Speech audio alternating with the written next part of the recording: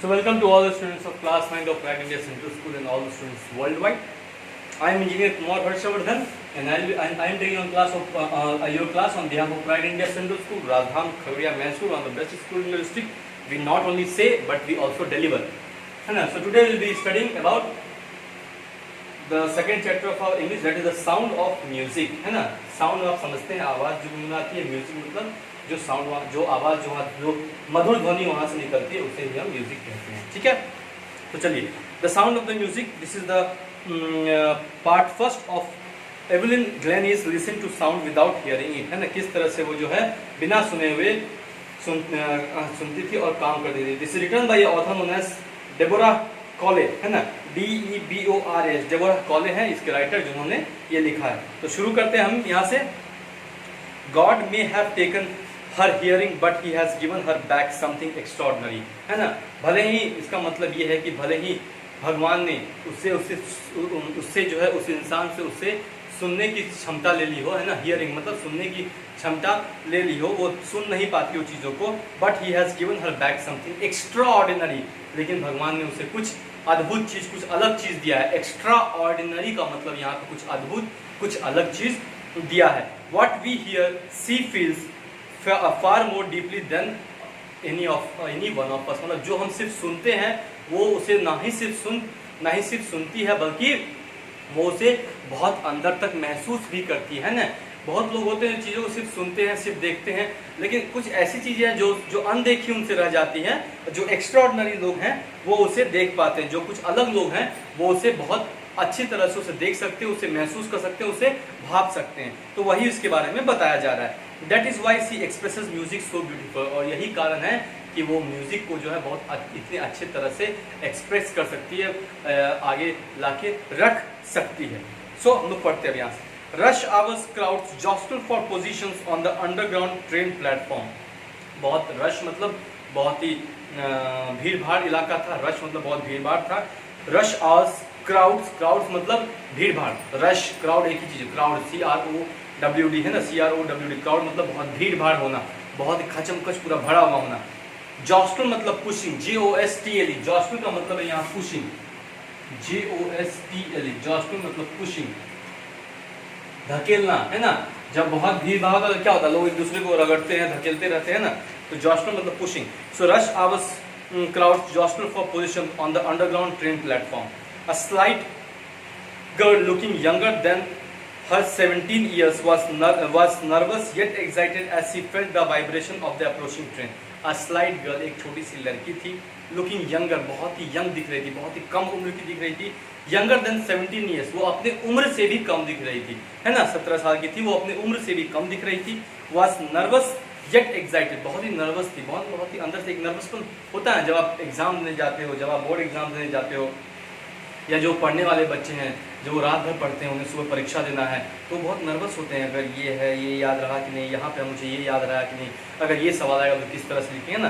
तो nervous and excited, और बहुत ही रोचक, बहुत उसे अच्छा भी लग रहा था, बहुत एक्साइटेड थी, बहुत ही उसे अच्छा लग रहा था कि आज कुछ अलग करेंगे, कुछ बेहतर करेंगे. है ना, excited as she felt the vibration of the approaching train. जैसे कि उसे ट्रेन के आने का बारे में पता चला, वो बहुत ही उसे जो है अंदर से बहुत ही एक्साइटमेंट भी हुआ, कुछ नया आज करेंगे. और वो उसे थोड़ा डर सा भी लग रहा था कि आज कुछ करना है तो क्या वो अच्छा हो पाएगा, नहीं हो पाएगा. तो ऐसे में it was her first day at the prestigious royal Academy of museum in London. वो उसका पहला दिन था जहाँ वो रॉयल अकेडमी ऑफ क्या है वो म्यूजिक लंदन वो परफॉर्म करने वाली थी. है ना. And daunting enough for any teenagers fresh from a Scottish farm. Daunting मतलब फ्राइटनिंग, मतलब थोड़ा डरा हुआ. Daunting, DAUNTING. Daunting, DAUNTING. Daunting मतलब थोड़ा सा, जब आप पहली बार कोई काम करने जाते हैं सपोज, या फिर बोर्ड एग्जाम देने जाते हैं, तो थोड़ा डरा हुआ आपको लगता है. आपने रात भर पढ़ा है, आपने पूरे साल भी अच्छे से पढ़ा है, पूरे साल भर, लेकिन फिर भी लगता है कहीं ना कहीं जहन में वो रह जाता है कि कहीं एग्जाम में कुछ ऐसा अनहोनी ना हो जाए कि मेरा एग्जाम अच्छा ना जाए. है ना, तो वही उसे भी लग रहा था. वैसा उसे बोलते हैं daunting enough for any teenagers fresh from a Scottish farm. But this aspiring musician faced a bigger challenge than most. है ना, लेकिन एस्पायरिंग मतलब जो प्रोत्साहन से भरा हुआ, जो पूरा अपने एस्पायरिंग मतलब जिसे करना है, मतलब करके ही दिखाना है किसी भी हाथ में ना, वो बहुत एस्पिरेंट थी, मतलब बहुत ही एस्पायरिंग थी, मतलब उससे कुछ नहीं सूझ रहा था, नहीं मुझे अगर इस फील्ड में अच्छा करना है तो करना ही है, एस्पायरिंग मैं इसके लिए जितनी मेहनत करनी पड़े मैं करूँगा या करूँगी, ठीक है। So but this aspiring musician faced a bigger challenge, लेकिन उसके सामने एक और उससे भी बड़ा चैलेंज था, एक और उसके सामने उससे भी बहुत बड़ा चैलेंज था देन मोस्ट, है ना, बाकी दूसरों के कंपैरिजन में उसके सामने एक और बहुत बड़ा चैलेंज था। शी वॉज प्रोफाउंडली डेफ, क्योंकि वो सुन नहीं सकती थी, शी वॉज प्रोफाउंडली डेफ, क्योंकि वो बिल्कुल ही सुन नहीं सकती थी। ये उसके पास दूसरा एक बहुत बड़ा चैलेंज था उसके पास। Evelyn Glennie's loss of hearing had been gradual, है तो वो धीरे धीरे जो है ना, उम्र के साथ साथ जो है उसकी जो है सुनने की क्षमता जो है धीरे धीरे कम होती चली गई थी। Her mother remembers noticing something was wrong when The 8-year-old Evelyn was waiting to play the piano। उसकी माँ को तब ये ऐसा एहसास हुआ कि कुछ गलत, कुछ उसके साथ सही नहीं है, कि जब वो 8 साल की थी और जब वो पियानो बजाने के लिए वेट कर रही थी, रुकी हुई थी, कहीं पे वो गई होंगी शायद, या किसी का पियानो बजाने के लिए वो थोड़ा इंतजार कर रही थी, तो उस समय उसकी माँ को ऐसा आभास हुआ कि कहीं ना कहीं कुछ ना कुछ तो गलत है, एवलिन के साथ कहीं ना कहीं कुछ ना कुछ तो गलत है। They called her name and she didn't move, है ना, उन्होंने उसका नाम बुलाया और वो बिल्कुल नहीं हिली, उन्होंने उनका जोर से नाम बुलाया और वो बिल्कुल नहीं हिली। I suddenly realise she hadn't heard, और उसकी माँ ने ऐसा रियलाइज हुआ, उसे ऐसा आभास हुआ कि वो जो है उसने अभी तक सुना नहीं है, कि मैं बार बार बोल रही हूँ लेकिन फिर भी उसे सुनाई नहीं दे रहा है। Says Isabel Glenn, for quite a while Evelyn manage to conceal her growing deafness from friends and teachers, है ना, for quite a long time, for quite a while मतलब काफी समय से Evelyn manage to conceal her growing deafness from friends and teachers, है, धीरे धीरे उससे फ्रेंड्स और टीचर्स से ये चीज आभास हुआ कि नहीं, मतलब कुछ तो प्रॉब्लम चल रहा है। But by the time she was 11 her marks had deteriorated and her headmistress urged her parent to take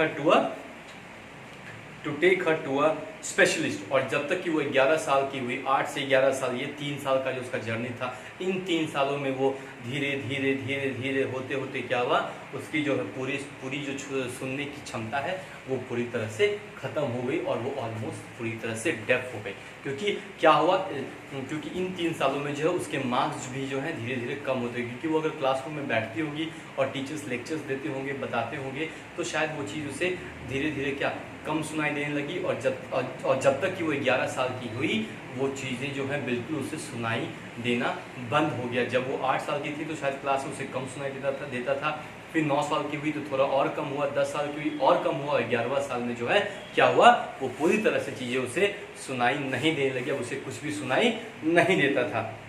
तो उसके क्या बोला, उसके हेड मिस्ट्रेस जो है, जो उसके क्लास टीचर हैं या फिर जो उसके प्रिंसिपल हैं, उसने क्या बोला, अर्ड मीन्स उन्हें बोला, ऐसा अर्ड मीन्स उनसे आग्रह किया, URGED अर्ड, है ना, उनसे आग्रह किया, उनको बोला, URGED, उनसे आग्रह किया, उनको बोला, टू इन्फॉर्म, टू, है ना, to tell them about something, है ना, उनको बोला her parents to take her to specialist, इसे जो है किस पे ले जाइए, इसे जो है स्पेशलिस्ट के पास ले जाइए, कानों के स्पेशलिस्ट के पास ले जाइए, क्योंकि ये अब सुन नहीं पा रही है ना। It was then discovered that her hearing was severely impaired as a result of gradual nerve damage, और तब पता चला कि इन समय में, इन 3 सालों में जो है धीरे धीरे उसकी सुनने की क्षमता जो है पूरी तरह से खत्म हो गई थी, क्योंकि जो उसके नर्व सेल्स थे, जो नर्व्स जो कैरी करते हैं आपके साउंड को, वो पूरी तरह से जो है उसकी डैमेज हो गई थी, खराब हो गई थी, और वो सीवियरली इम्पेयर्ड मतलब बिल्कुल सुन नहीं सकती थी, IMPAIRED, इम्पेयर्ड मतलब बिल्कुल सुन नहीं सकती थी, IMPAIRED, इम्पेयर्ड मतलब बिल्कुल भी वो इसे सुन नहीं पा रही थी, बिल्कुल भी उसे सुनना उसके लिए पॉसिबल नहीं था। They were advise that she would be fitted with hearing aid and sent to school of the deaf, तो डॉक्टर ने उन्हें एडवाइस किया कि इसे जो है हियरिंग, आपने कई कुछ लोग होंगे शायद यहाँ पे भी, या फिर बहुत सारे लोग ऐसे होते हैं जो सुन नहीं पाते, तो आप देखेंगे जैसे हम लोग ईयरफोन लगाते हैं मोबाइल के, तो वो भी क्या करते हैं, उनके पास भी एक ईयरफोन सा होता है जो उनके कानों में लगा रहता है, और तब वो अगर आप बोलेंगे तभी वो सुन पाएंगे, वरना वो सुन नहीं पाते, अगर आप उसे निकाल दीजिएगा तो वो सुन नहीं पाते हैं। तो डॉक्टर ने भी यही सलाह दी कि इसे भी यही करना पड़ेगा, इसे भी जो है हियरिंग एड्स लगाने पड़ेंगे, और अब ये नॉर्मल स्कूल नहीं जा सकती है, अब ये वैसे स्कूल में जाएंगी जहाँ पे बहरे लोग पढ़ते हैं, जहाँ पे डेफ लोग, बहरा शब्द अच्छा नहीं है बोलने में, लेकिन कहानी के मुताबिक बोलना पड़ेगा, है ना। तो जहाँ पे डेफ लोग जो हैं, जहाँ पे जो लोग सुन नहीं पाते हैं, वहाँ पे उसे अब पढ़ना पड़ेगा। अभी जो आम स्कूलों में जो बच्चे जाते हैं उस स्कूल में ये नहीं पढ़ सकती है। Everything suddenly looked black says Evelyn, और सब कुछ अचानक से ब्लैक मतलब क्या, सब कुछ जीवन जो है बहुत यहाँ पे क्या, ब्लैक मतलब ये नहीं सब कुछ यहाँ काला हो गया, ब्लैक मतलब काला होता है, लेकिन सर सब कुछ काला हो गया है ना, अचानक से पूरा दुनिया काला हो गया, नहीं। इसका मतलब है कि उसका जीवन जो अचानक से बहुत बुरा लगने लगा, उससे बहुत ख़राब लगने लगा, कि उससे लगने लगा कि अब जीवन में बचा ही क्या है मेरे। तो एवरीथिंग लुक ब्लैक मतलब मेरा जीवन तो बेकार हो गया, अब मैं सुन भी नहीं पाऊंगी, अब मैं क्या करूँगी, कैसे करूँगी चीज़ों को, है ना, ठीक। But Evelyn was not going to give, लेकिन वो इतनी मोटिवेटेड लड़की थी, इतनी एस्पिरेंट लड़की थी कि वो बोली नहीं, मैं फिर भी हार नहीं मानूंगी, है ना। She was determined to lead a normal life and pursue her interest in music, है ना। वो पूरी उसके पास पूरा दृढ़ संकल्प था कि नहीं, जिस तरह से दूसरे लोग, आम लोग जो अपना जीवन व्यतीत करते हैं, मैं भी उसी तरह से अपने जीवन को व्यतीत करूंगी, और मेरा जो रुचि है, मेरा जो रुझान है वो म्यूज़िक की तरफ ज़्यादा है ना, तो मैं म्यूज़िक को परस्यू करूंगी, मैं म्यूज़िक की ही पढ़ाई करूंगी। One day she noticed a girl playing a xylophone and decided that she wanted to play it too. एक दिन उसने एक लड़की को, जाइलोफोन क्या होता है, एक तरह का इंस्ट्रूमेंट होता है, इसमें ऐसे ऐसे लगे रहते हैं, रॉड्स लगे रहते हैं, और फिर एक ऐसा जो है एक ड्रम सा होता है, और आप इसको इस ड्रम से जो है इस पे स्ट्राइक करते हैं, इस ड्रम से जो है इस पे स्ट्राइक करते हैं, इससे इस पे मारते हैं, इसी को हम जाइलोफोन कहते हैं। तो तभी क्या हुआ, एक दिन उसने she was determined to lead a normal life and pursue her interest in music. One day she noticed a girl playing a xylophone and decided that she also wanted to play it. तो उसने ये सोचा कि मैं भी जो है ये जाइलोफोन जो मैं भी वो बजाऊंगी, अगर वो लड़की बजा सकती है तो मैं क्यों नहीं बजा सकती हूँ। Most of the teacher discouraged her, but percussionist Ron Forbes spotted her potential. बहुत सारे टीचर, लगभग सभी टीचर्स ने उसे क्या किया, डिस्करेज किया, मतलब उसे प्रोत्साहन देने के बदले उसे नीचा दिखाया, उसे बुरा भला कहा, उसे ये कहा कि तुमसे ये नहीं हो पाएगा, तुम कभी ये नहीं कर पाओगे। काफ़ी सारे टीचर्स ने उसे ये कहा, लेकिन एक ऐसे टीचर थे जिनका नाम था रॉन फोर्ब्स। परक्यूशनिस्ट का मतलब होता है the person who plays drum, जो ड्रम बजाते हैं, है ना, जो ड्रम बजाते हैं उसी को हम परक्यूशनिस्ट कहते हैं। तो ये एक वैसे बंदे थे रॉन, जिन्होंने ये कहा कि नहीं, वो उन्होंने उसकी पोटेंशियल को भापा, उसके बारे में जाना, उसकी क्षमता के बारे में जाना, और उन्होंने कहा कि ठीक है तुम ये काम कर सकती हो, और उसे एंकरेज किया वो काम करने के लिए। He began by tuning two large drums to different notes. उन्होंने एक ड्रम लेके, दो अलग ड्रम लेके डिफरेंट आवाजें उसमें से निकालना शुरू की। Don't listen through your ears he would say, try to sense it by some other way, है ना। उसे अपने कानों से सुनने की कोशिश मत करो, तुम उसे महसूस करने की कोशिश करो, फील करने की कोशिश करो, अपने अंदर जो इम्बाइब करने की कोशिश करो उसे, है ना। He would say try to sense it some other way says Evelyn, suddenly I realized I could feel the higher drums from the waist up and the lower one from the waist down. तो जो वो दो drum बजा रहे थे, तो एक drum का जो आवाज़ उसे वेस्ट के नीचे से सुनाई देने लगा, ऐसा उसे प्रतीत होना। इसका मतलब ये नहीं कि वो यहाँ पे आंख लगी है यहाँ सुनाई देने लगी, ऐसा उसे प्रतीत होने लगा कि एक वेस्ट का ड्रम जो है, जो साउंड है वो थोड़ा सा धीमा सा है, और एक वेस्ट का जो साउंड है वो थोड़ा हल्का ऊंचा है, थोड़ा लाउड है, और इसकी म्यूजिक जो है थोड़ी और सॉफ्ट है, इसकी म्यूजिक थोड़ी नीचे वाली थोड़ी ज़्यादा लाउड है। तो उसे ऐसा समझ में आने लगा। Forbes repeated the exercise and soon Evelyn discovered that she could sense certain notes in different parts of the body. और फोर्ब्स जो है वो इस चीज़ को बार बार दोहराते रहे, और फिर धीरे धीरे एवलिन को ये महसूस होने लगा कि वो जो म्यूज़िक की डिफरेंट नोट्स है, जो डिफरेंट ध्वनि है, जो ऊपर जाती हैं, फिर नीचे आती हैं, फिर घरघराती हैं, लहराती हैं, फिर अलग अलग उसमें फॉर्मेशंस होते हैं, अलग अलग उसमें क्रियाएं बनती हैं। तो इन सभी चीज़ों के बारे में जो है उसे एक अंदर से सेंस होने लगा, उसे एक अंदर से महसूस सा होने लगा उसके अपने शरीर में। I had learn to open my mind and body to sound and vibration. और इस प्रकार से उसने ये सीखा कि किस तरह से वो अपने दिमाग को और अपने शरीर को अलग अलग आवाज़ों के लिए, अलग अलग वाइब्रेशंस के लिए, मतलब अलग अलग गूंजों के लिए, अलग अलग वाइब्रेशंस के लिए किस तरह से जो है वो अपने शरीर को वो शरीर से वो उस चीज़ों को महसूस कर सकती हैं। अगर ध्वनि अलग अलग प्रकार की आती हो, ध्वनि अलग अलग जगहों से आती हो, अलग अलग डायरेक्शन से आती हो, अलग अलग चीज़ों से आती हो, तो उसको सेंस कर सकती है ना। क्योंकि कहा जाता है ना कि जो ध्वनि तांबे के बर्तन से आती है वो ध्वनि स्टील के बर्तन से नहीं आ सकती है ना। जो ध्वनि कांच के बर्तन से आती है, तांबे के बर्तन से आती है, वही ध्वनि स्टील के बर्तन से नहीं आ सकती, वही ध्वनि सिल्वर से नहीं आ सकती, वही ध्वनि गोल्ड से नहीं आ सकती है ना। तो इन चीज़ों को ना, अलग अलग ध्वनियों को जो है, अलग अलग आवाज़ों को जो है उसने पकड़ना शुरू कर दिया है ना। I had learn to open my mind and body to sound vibration, the rest was sheer determination and hard work. और बाकी जो क्या था, बाकी तो मेरा पूरा मेहनत और मेरा जद्दोजहद था, जो मैं जीवन में संघर्ष करने के लिए तैयार थी।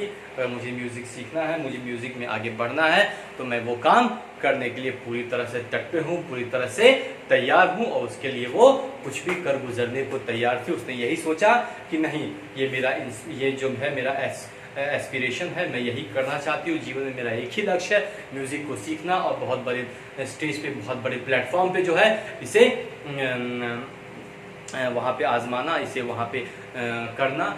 तो उसका यही एक लक्ष्य था जीवन में, और वो इसे करने में बिल्कुल ही सफल रही थी, जो कि हम आगे पढ़ेंगे। ठीक है, यहाँ तक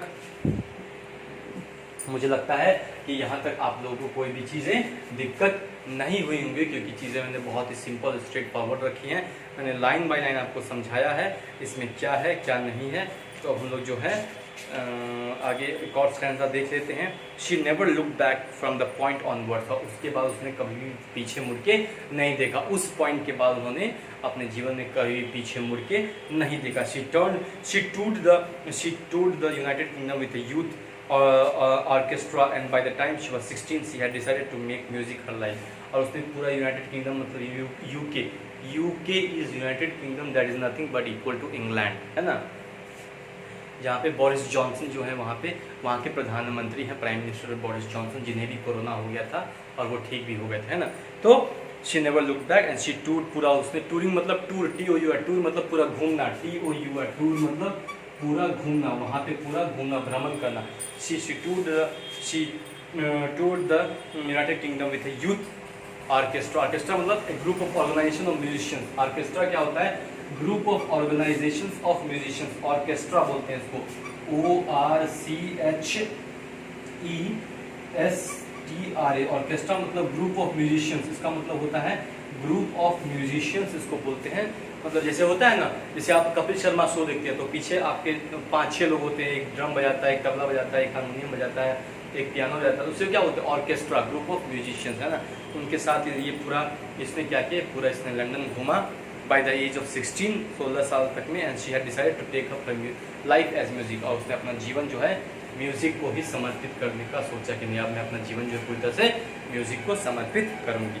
she audition for the Royal Academy of music. Audition मतलब कि वहाँ जाके एक छोटा सा कम समय का परफॉर्मेंस है। जैसे कि आप इंडियन आइडल देखते हैं, सुशांत सिंह राजपूत के बारे में अगर आप लोगों को पता नहीं होगा तो उसने 3rd ईयर इंजीनियरिंग छोड़ के, इंजीनियरिंग की पढ़ाई उसने 3rd ईयर में इंजीनियरिंग की पढ़ाई छोड़ दी थी और वो वहाँ पे मुंबई चले गए क्योंकि उन्हें हीरो बनना था।